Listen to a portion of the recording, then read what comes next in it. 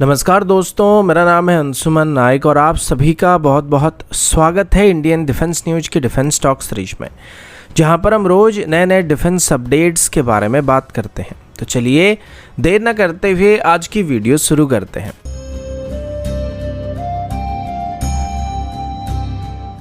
आज की पहली अपडेट तेजस MK2 की तरफ से है। अब तेजस की प्रोडक्शन को लेके तो काफ़ी सारे खबर सामने आ रहे हैं और कुछ महीने पहले बात बताया गया था कि अभी तेजस MK2 की प्रोटोटाइप्स को बनाने के लिए कम से कम 2 से 3 साल का टाइम लग जाएगा, क्योंकि पिछले साल ही इसके लिए फंड्स को एलोकेट किया गया था। लेकिन अभी कुछ सोर्सेज का ये कहना है कि जो टाइमलाइन था उसे अभी जितना हो सके उतना कम करने की कोशिश किया जा रहा है और जिन प्रोटोटाइप्स को पहले 3 साल में बनाने का प्लान किया गया था उनको अभी घटाकर 2 साल के अंदर ही बनाकर तैयार करने की कोशिश किया जा रहा है और अभी 2024 तक ही तेजस MK2 की पहली प्रोटोटाइप्स को बनाने का प्लान किया जा रहा है। कुल मिलाकर सीरीज प्रोडक्शन से पहले तेजस MK2 की लगभग 6 प्रोटोटाइप्स को बनाने का प्लान किया जा रहा है, जिसमें से 2024 में इसकी पहली प्रोटोटाइप को बनाने के बाद हर 8 महीने के अंदर एक प्रोटोटाइप को मैन्युफैक्चर किया जाएगा।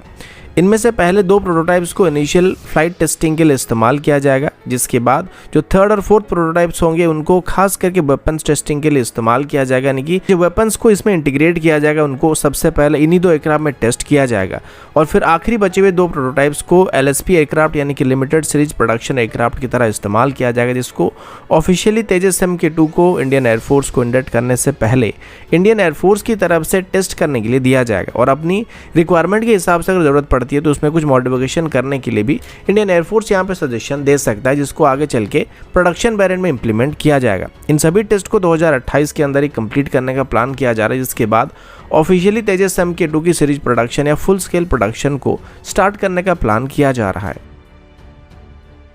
अगला अपडेट माउंटेन आर्टिलरी गन्स की तरफ से है। अभी रिसेंटली इंडियन आर्मी की तरफ से अपनी आर्टिलरी रेजिमेंट को और भी बेहतर करने की कोशिश किया जा रहा है और रिसेंटली एडिशनल 307 ATGs के साथ साथ अभी 400 के आसपास एडिशनल टोड आर्टिलरी गन्स को भी आर्मी की तरफ से अपनी सर्विस में शामिल करने का फैसला किया गया। लेकिन जैसे कि अभी हमारी जो बॉर्डर है ज़्यादातर पहाड़ी एरिया में पड़ता है, तो उस वजह से हैवी आर्टिलरी गन्स को पहाड़ी एरिया में ले जाना बहुत ही मुश्किल हो सकता है। खास करके इनको बड़े बड़े ट्रक्स में लाद कर ले जाना होता है या फिर टो करके ले जाना होता है, जो कि पहाड़ी संकरे रास्तों में ले जाना बहुत ही मुश्किल होता है। और इसी बात को लेकर पिछले हफ्ते हमारे पूर्व army chief general MM Naravane की तरफ से मीडिया से बात कहा गया था कि अभी जैसे हालात हैं ऐसे में इंडियन आर्मी को सेल्फ प्रोपेल्ड आर्टिलरी गन्स और लाइटवेट कैटेगरी की माउंटेड आर्टिलरी गन्स की जरूरत पड़ने वाली है, जिनको इजीली ट्रांसपोर्ट किया जा सकेगा और आसानी से पहाड़ी एरिया में लिया जा सकेगा।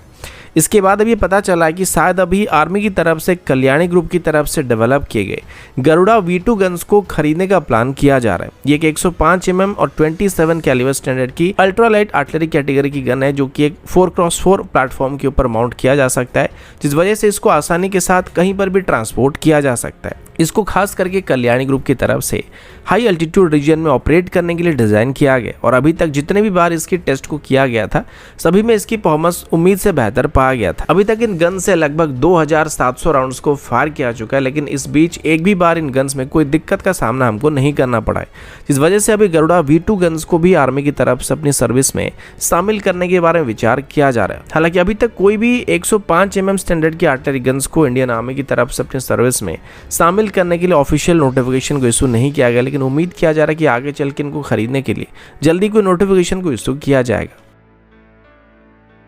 अगला अपडेट पाकिस्तान की तरफ से और इसका डायरेक्ट लिंक यूक्रेन और रशिया के बीच चल रही लड़ाई के साथ भी होने वाला है। ये बात आप सबको शायद पता होगा कि अभी जब रशिया और यूक्रेन के बीच लड़ाई शुरू हुआ था तो उस दौरान पाकिस्तान की तरफ से भी यूक्रेन को वेपन्स को सप्लाई किया जा रहा था, जिसमें खास करके पाकिस्तान की तरफ से आर्टिलरी सेल्स और BM-21 ग्रेड लॉन्चर से फायर होने वाले रॉकेट्स को यूक्रेन को सप्लाई किया जा रहा था। लेकिन बार बार पाकिस्तान की तरफ से सप्लाई किए जाने वाले एमुनेशन की क्वालिटी को लेकर यूक्रेन की तरफ से कंप्लेन किया गया था। अब पहले भी ऐसा कई बार किया चुका था और वैसे भी यूक्रेन के पास कोई और ऑप्शन भी मौजूद नहीं था, जिस वजह से पाकिस्तानी मेड एमुनेशंस का इस्तेमाल करना उनको पड़ रहा है और इसकी वजह से भी यूक्रेन को सप्लाई किए गए M777 जैसे आर्टिलरी गन्स की बैरल ब्रस्ट कर रहे हैं। अगर आप इस इमेज को गौर से देखेंगे तो आपको पता चल जाएगा कि पाकिस्तानी मेड अम्युनिशन की वजह से M777 जैसे आर्टिलरी गन्स पूरी तरीके से बर्बाद हो चुके हैं। ठीक वैसे अभी जो BM-21 ग्रैड जैसे मल्टीपल लॉन्च रॉकेट सिस्टम है, उनके लिए भी पाकिस्तान की तरफ से यूक्रेन को जिन 122 mm स्टैंडर्ड की रॉकेट्स को सप्लाई किया गया था,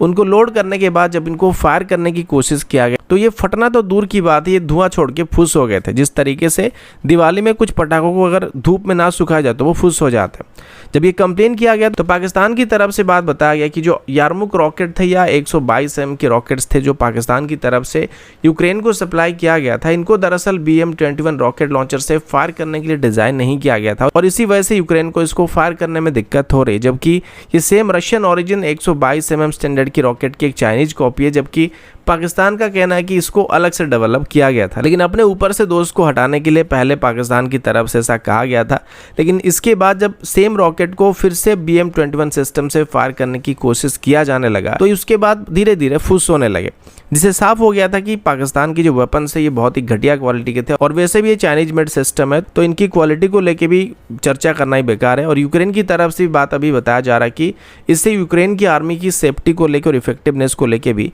काफ़ी बुरा असर अभी पड़ रहा है। तो दोस्तों अभी के लिए इतना ही, मिलता हूँ आपसे अगले वीडियो में, तब तक के लिए जय हिंद, वंदे मातरम।